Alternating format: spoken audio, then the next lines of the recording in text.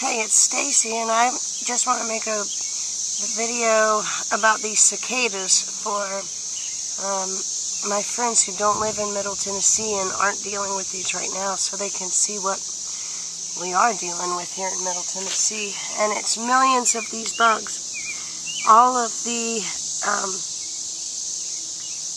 everybody I asked and everything I read said that they will not hurt your garden. They won't.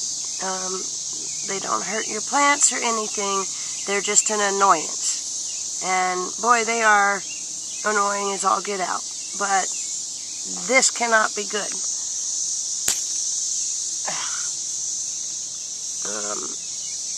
This is what these stupid little bugs look like.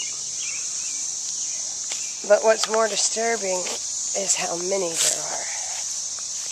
So if I jump or scream, just bear with me, because they fall on you, and I mean, they are literally everywhere. They come out of these shells. Yeah, see? Oh, they come out of these shells.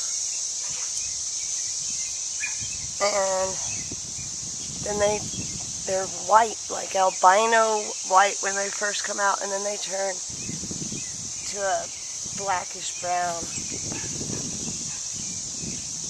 And let me find one to end on to show you.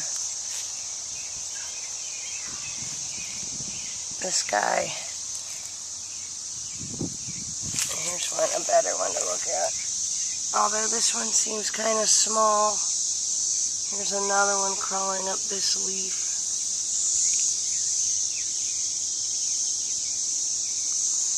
I mean, they're...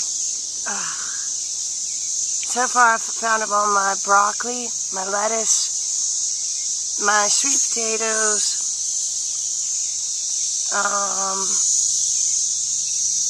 and they're getting worse throughout the day. So we'll see what happens.